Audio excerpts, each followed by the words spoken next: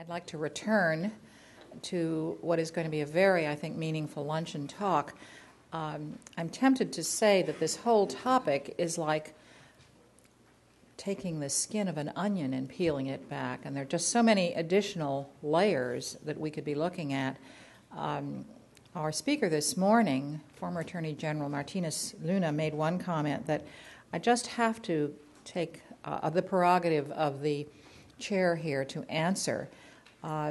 One vast area that we really haven't yet explored in this particular meaningful day-long session, and that I hope Professor Vitello might consider for perhaps a follow-on, is how the war on drugs has had such an extraordinary impact in our national security policy. And that, of course, as I mentioned earlier, was where I came at the issue initially.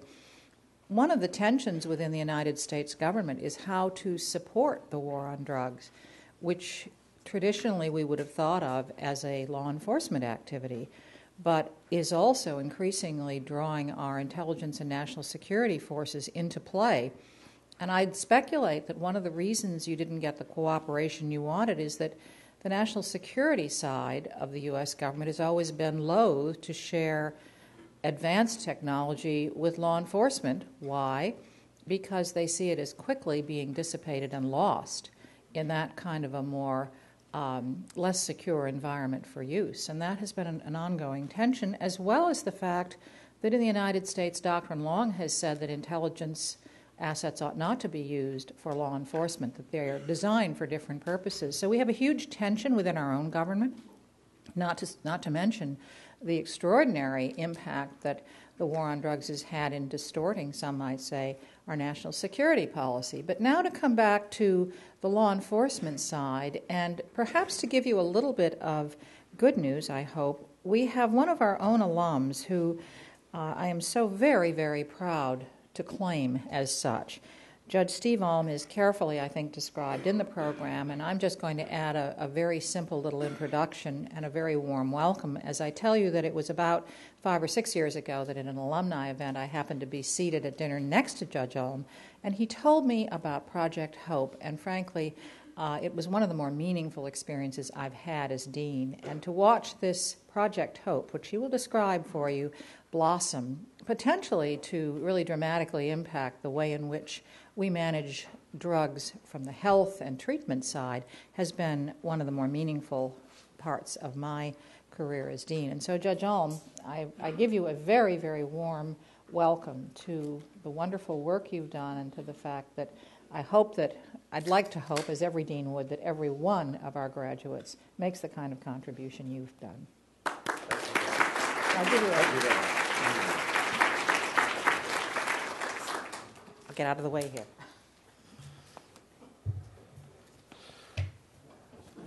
Thank you, Dean. Thank you, Mike and Cassandra and the entire law review gang for helping to set this whole thing up. My name is Steve Alm from Hawaii. I'm an 83 grad, so for all of you other students, there is life after law school, and it's great. I'm really thrilled to be here to speak to you about this, about hope, and even going a little beyond that. I think we have it within our grasp to be looking at a new paradigm in how to do community supervision. A little bit about myself. I was born and raised in Hawaii. I went to law school here while my wife worked, and then we switched, and she went to law school, I worked. I went back. I was a local prosecutor for 9 years. Then I was appointed by President Clinton as the United States Attorney from 94 to 2001, and then I went on to the bench, state bench.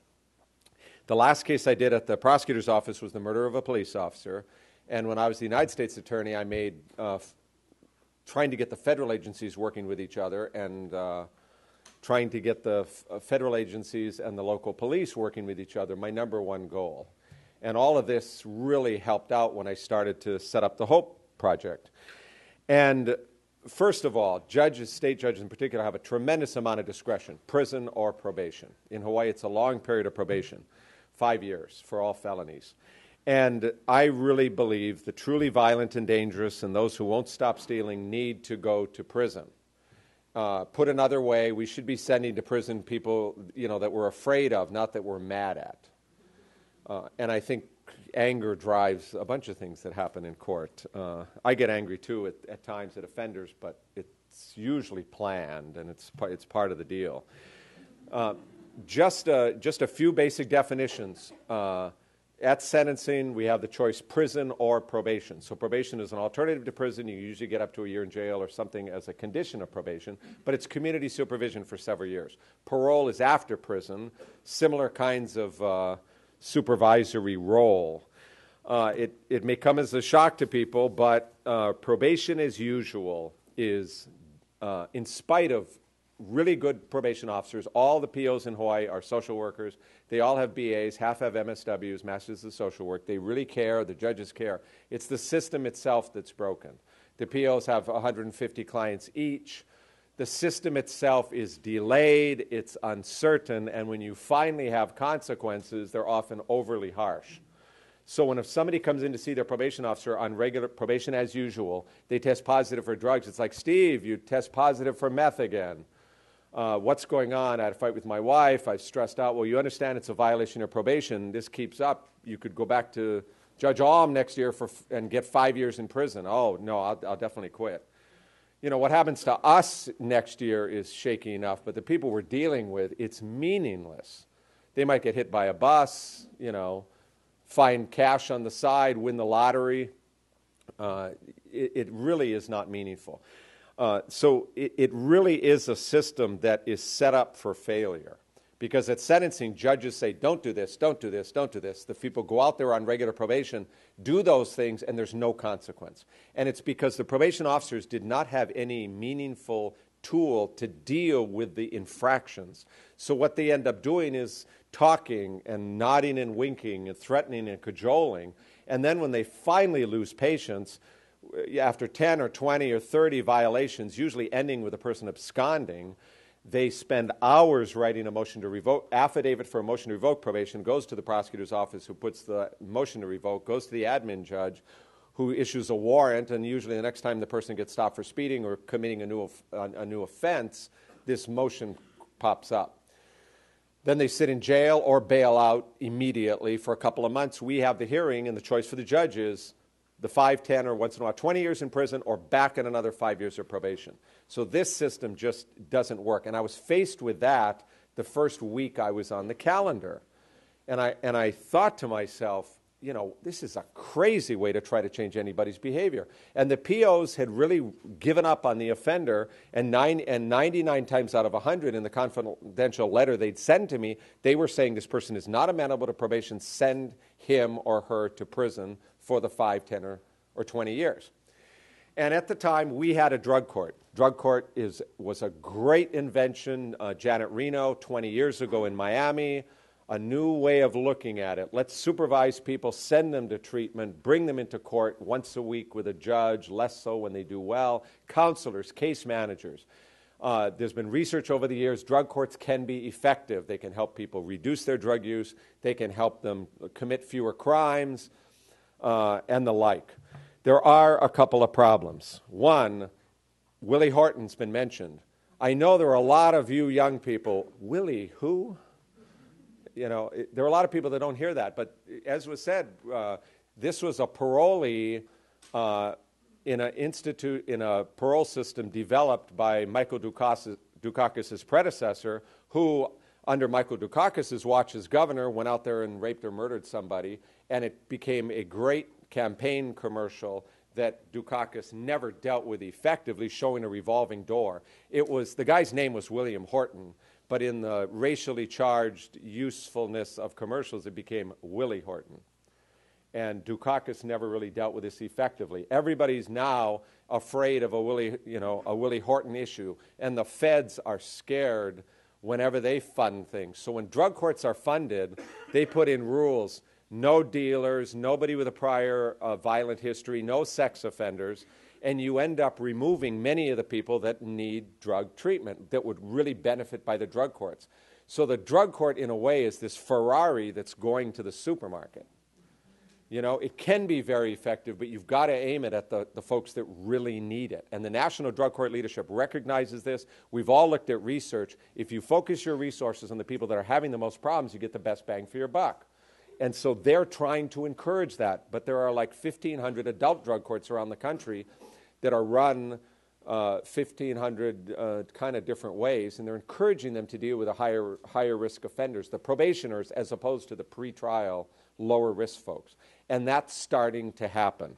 Anyway, we had a drug court when we started. Maybe because of the intensive nature of it, drug courts tend to be small. The average drug court is 50 to 100. To give you an idea of our scope, we have 8,200 people on felony probation on Oahu, where Honolulu is, population of 1 million. So we have a drug court that was taking care of 100 people. What to do with the, at least half the people on probation are having problems. So what do we do with the other 3,900 people? And I thought to myself that first week I was on this felony court assignment, murders, rapes, drugs, thefts, June of 2004, I'd get these motions to revoke probation, 10, 20, 30 violations, PO recommending send the person to prison for the 5, 10, or 20 years. And I thought to myself, well, what would work to change somebody's behavior? And I thought to the way I was raised, the way I tried to raise my kid, you tell him what the rules are, and then if he misbehaves, you give him a consequence immediately. That's how we learned. You tie together the bad behavior with the consequence, and then they can learn from it. But you got to do it right away. If your kid does something wrong and you wait 6 months and maybe yes, maybe no, say you're grounded for a week, they're going to say, what's up with that? They will not tie it together. And yet that is the way the criminal justice system is set up. And the more severe it is, the less swift and certain it is. So I thought, how do we make it swift, certain, and predictable? And like raising a kid. So when the person shows up at the probation office, test positive for meth, I want him arrested on the spot, go to jail, we'll have a hearing 2 business days later. A lot of moving parts in place for that to happen. Now, because I was a prosecutor, because I was the United States attorney, I had great credibility and relationships with the law enforcement community. So first I talked to probation. A great supervisor, Cheryl Noy, said, I'm happy to bring some accountability to our system. I then brought the public defenders and the prosecutors to the table. I asked the prosecutor to design a new form that the PO could fill out in 5 minutes, because if you're trying to get people to start a new program, you've got to make it labor non-intensive, or they're not going to do it. Change is the hardest thing in the world for people to do, particularly for bureaucrats. If they keep doing what they've always done, even though it doesn't work, nobody's going to blame them. They can't get criticized. If you do something new, it might work, but it might not work, and life's too short, they're not willing to do it. So change is really difficult. So he designed a fill in the blanks, tested positive for blank on blank. 5 minutes the POs could fill it out. And you're talking about 1 violation typically. The public defender then said to me, the rules are the same, but you're actually going to enforce them for the first time. Can you warn our guys about this? And I thought, well, that made sense, both from a due process standpoint and a fairness standpoint. I then went to speak to the jail, said you might get some in and out people, so you might look at your intake procedures. I then knew that warrant service typically got low police priority. We set up a high-intensity drug trafficking area when I was U.S. attorney. So I talked to that head. He talked to the U.S. Marshal. I worked it out with the Marshal. The Marshal agreed to use his Federal Fugitive Task Force to serve the warrants for my courtroom. So I got a laminated wanted poster. And on October 1st of 2004, we brought in 34 offenders. You've got to start small, get all the bugs worked out. Many programs I discovered use criteria to keep people out of programs. I knew the research showed if you work with the most troubled, the folks having the most problem, you can get the best bang for your buck, as I said. So we wanted the people most likely to fail on probation or the ones we were most concerned about. So I had 18 sex offenders lined up at 8:30, and then I repeated the process at 10:30 with what we call drug offenders, but it's people convicted of a variety of felonies, property offenses, burglaries, felony threatening, assaults, who had failed at regular probation, were still using drugs. They had tried a treatment program, wasn't working. They were headed for revocation, so they were transferred from a regular probation section with maybe 150 clients per PO to a higher risk group where there were maybe 90 to 100. I then told the assembled folks, prosecutors, public defenders, probation officers, and the 18 and then the 16 lined up. Everybody in this courtroom wants you to succeed on probation. But the way I view it is for you not to be in prison and be on probation means you're making a deal with a judge, which is me. You're going to follow the rules of probation. Otherwise, it's a waste of time for everybody concerned. We're all human beings. We can make mistakes. So in the future, if you screw up on any of the conditions, you miss an appointment, you get high, if you turn yourself in immediately and deal with it, you're going to get a few days in jail. If you run away, you're going to get a lot more time. But you're an adult. I can't force you to do anything. And unless somebody puts a gun to your head, my guess is nobody can. But I can control what I'm going to do, and that means you're going to go to jail. So, if you can stop, and interesting, if you can stop using drugs on your own, that's great. You don't have to go to treatment. But Mr. So-and-so, and I'd pick one of them out, if you don't show up for a drug test, what do you think I'm going to assume? And he goes, that I'm dirty. I say, right. And if you were a PO, you'd assume the same thing, wouldn't you? He goes, yes. This is not rocket science. The only excuse I'll accept is if you're in the hospital. You guys know a doctor slip is too easy to get. You're coughing and sneezing, come in anyway. They'll drug test you and send you home. Any questions? What if I test dirty today? Pretty good question. Since we're giving you notice today, you're not going to get arrested. But down the road, you can count on it. And if you don't show up, a warrant goes out. One of the private attorneys said, what if I'm on the mainland for business? I said, get two, we're making this up as we go along, right? Get two of your colleagues to cover for it, because we're going to have the hearing within a couple of days.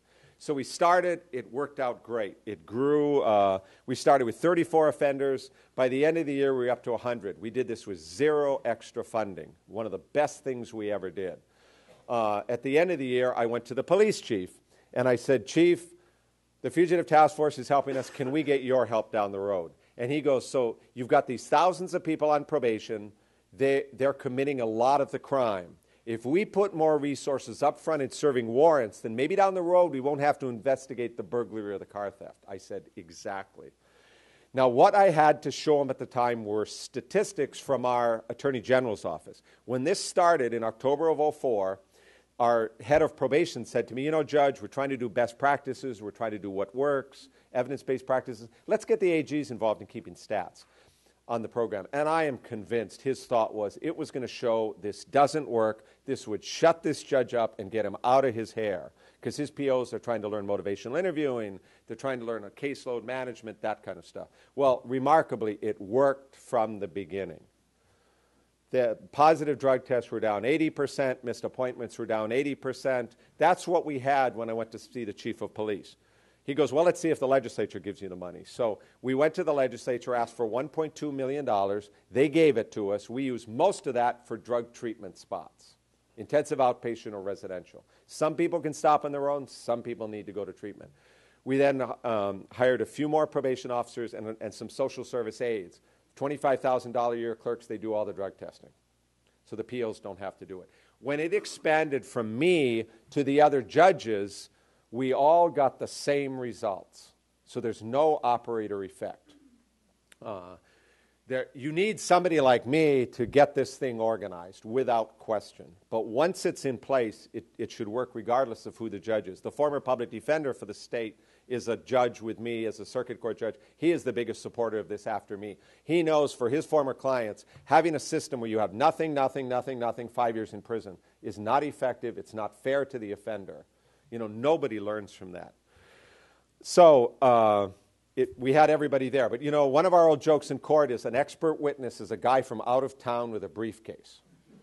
So our state attorney general's office can find something, but let's get somebody else. So Dr. Angela Hawken, and she's at Pepperdine. She's an economist, a public policy professor. She got a grant from the National Institute of Justice and the Smith Richardson Foundation. They came in the fall of 2007 and did a randomized control trial study of the program. Top of the line, gold standard research. They identified 500 people in regular probation because we thought, let's do it in our big probation unit so other states can't say, we don't have a specialized unit, we can't do this. So they identified 500 offenders, probably the ones that were eventually going to get transferred to that high-risk unit, all having drug problems, treatment failures, positive drug tests. She ran the names through a computer program. 2 out of every 3 names got put into HOPE. At that time, we had just come up with a name for it. I had a contest among the probation officers and court staff. Lot of entries. One of the early ones, tongue-in-cheek, was Yank and Spank. And it was head of the sex crimes unit that suggested it, of course. But then when somebody suggested Hawaii's opportunity probation with enforcement, I thought, we've got a winner. It's upbeat, it's positive. My 15-year-old son at the time, Dad, how about fail in jail? I said, same thing, not upbeat enough. And if you have a credible threat, you don't have to use it as much. So people hear about HOPE, oh, that's the program with jail. Well, jail's a part of it, but if you have a credible threat, you don't have to use it as much. We have more people in treatment than the drug court because HOPE is so big. And that's the way it went. So we had all 10 judges doing it. She picked them. At that point, we did the warning hearings the following week. And at the end of the year, 1 year, so that's a limitation on the study, but it's a 1-year random control trial study. The folks in HOPE, and we started a hotline 3 months into this. That's what the drug court would use. So they set up a drug test hotline. The POs recorded every evening, so from 4 o'clock in the morning every weekday, all these folks who have a drug issue, which is probably 80% of the HOPE people, have to call this drug test hotline. If their color is listed, they come to the courthouse that day for a drug test. If they test dirty, they're arrested. We have a hearing 2 business days later. If they don't show up, a warrant goes out. On regular probation, your appointment is when you get tested. Once a month. You know a month ahead of time when your test is. 45% of the tests on regular probation were positive for meth. And here's a pop quiz to see if you were listening when I first talked about this. On regular probation, what is the concrete consequence for any one drug test, positive drug test, or missed appointment? Anybody? Yeah. No. Nothing. Nothing. If the public knew this, they'd be down at the Chief Justice's office with pitchforks and torches. On regular probation for one violation, typically nothing happens. After a few, after several, depending on the jurisdiction, that's when the hammer comes down. But the offender tests positive, leaves the office, they learn the exact wrong thing. So the folks in HOPE on the random control trial hotline tested positive 72% less often than the people on probation as usual. They missed 61% fewer appointments. And the big money issues are they were arrested for a new crime 55% less often, they were revoked 53% less often, and they were sentenced to 48% fewer days in prison. The first person I called was the police chief to say, Chief, what you were hoping for is help, has worked out. You're not having to investigate the burglary or the car theft or the assault as often with HOPE by doing this upfront warrant service. So we've continued on. The one beef the prosecutors and public defenders had was going, at the time, a couple years ago, 6 different judges. And you'd get 6 different results, as you all know. I used to think the term, herding cats was cute, but I don't anymore. Trying to work with all the judges in doing this. You can't have written guidelines. Our Chief Justice supports this. But if we say first offense, 5 days in jail, our Chief Justice would say that's a legislator's job to set mandatory minimums. So we have discretion. I've probably sent somebody to jail in the thousands of hearings every time except maybe 2 or 3 times. Single mom, 13-year-old daughter, she goes to jail, kid goes to CPS, something like that. It's if they have paycheck jobs, we delay this jail to the weekend, the first or second time. Paycheck job, good relationship are the 2 best protective factors to help people succeed. So as of a year and a half ago, because of these concerns, I agreed to take the other judges' HOPE cases. I had most of my trials distributed. We have really good cooperation. These social service aides show up at 6:30 every morning. We hired a security guard at the door. Anybody with a paycheck job, job training, can show up at the courthouse at 6:30 and get drug tested. If they're clean, they go on about their business. Now, these are observed urine tests. That's a good entry-level job, right? Observed urine test. We had one young lady, she had taped a vial to her rear end. She tried to substitute into the test. She got caught. So I gave her some extra time when she was brought to court for mucking around with the system. But I also told her, you're going to have to get some new friends because that other sample was dirty too. What can you do, right? But the key difference with drug court is this is more probation on steroids. They only see me, the judge, when they violate. Otherwise, they're working with a probation officer, going to treatment if they can't stop on their own, whatever the treatment is. sex offender treatment, domestic violence intervention, drug treatment. 80% of cases involve drugs, so it's inescapable. But every sex offender on Oahu is in HOPE. That's the one automatic category. They don't violate as much. We just don't want them violating. So if they don't do their sex offender treatment, they go to jail. And if they don't do it a couple of times, especially if they're using drugs, I send them to prison. So the most violent, dangerous people, if another judge puts somebody on probation, when the prosecutor's arguing for prison, when the probation officer recommended prison at sentencing, I can guarantee you the following week that person is getting referred to HOPE. I always say yes to bring them in. So because I only see them when they violate, I can handle a large number of probationers. Right now, I'm supervising more than 1,700 of the 8,200 people on felony probation on Oahu. So it's 1 out of 5. I can get up to 2,000. I think we're going to get another judge starting up in it. So hopefully we can have half of the people in HOPE down the road. You got to start small, and then you can grow it from there.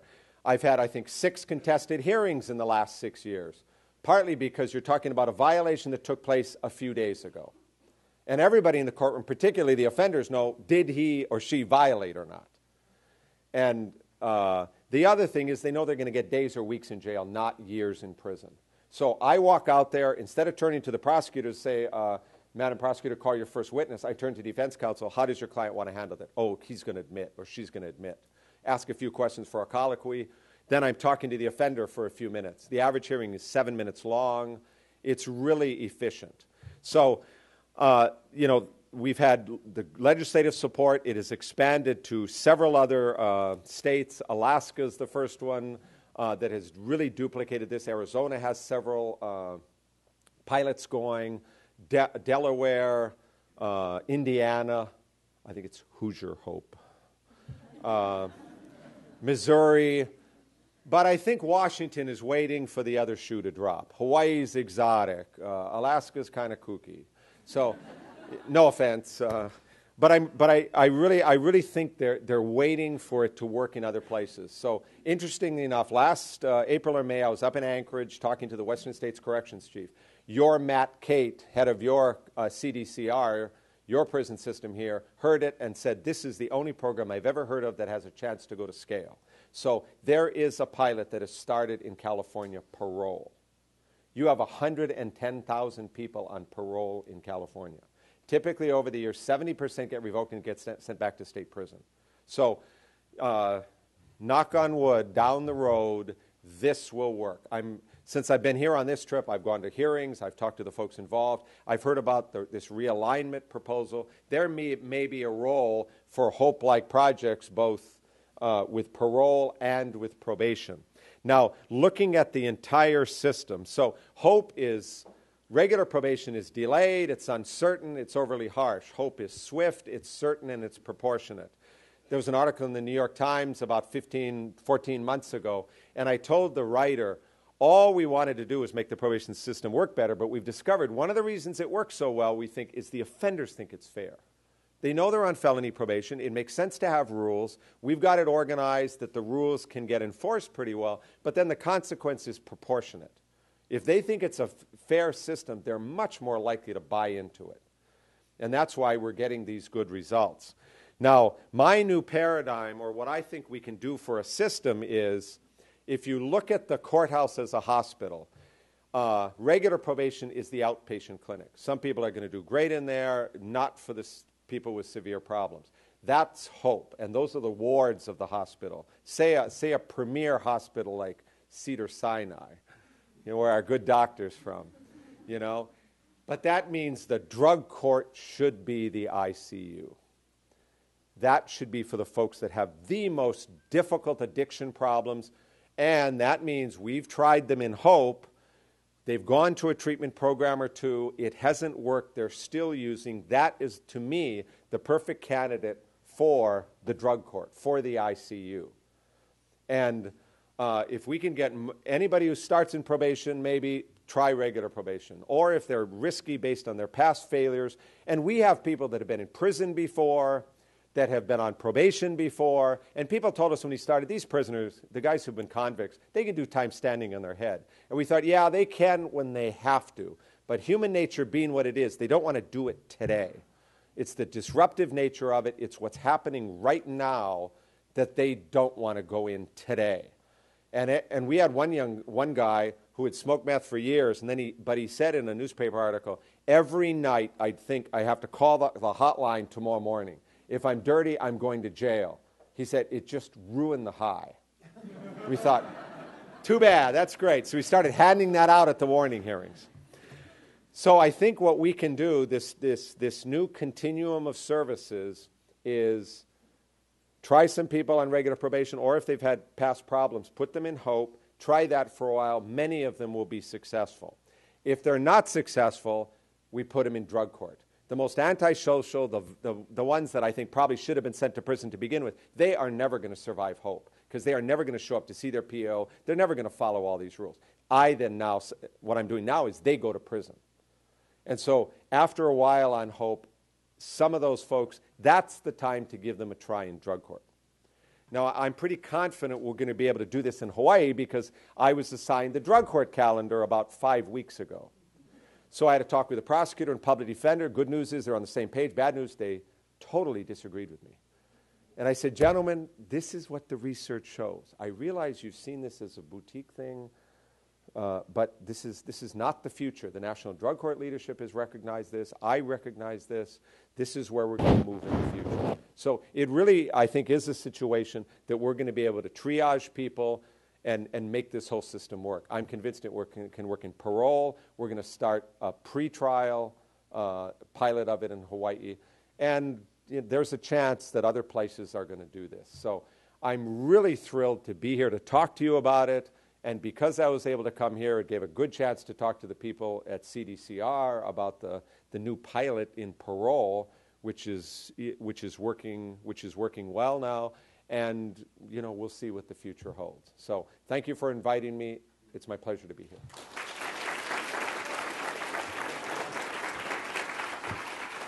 And this has been handed out. It's a 2-page summary by Pew and NIJ of Dr. Hawkins' results. And you can see from the back with the demographics that 3/4 were male, 1/4 female, average 16 to 17 prior arrests before being put in the random control trial study. 1/3 of the cases, their felonies were property, 1/3 were drugs, 1/4 were violent. Again, so you can take a look at this.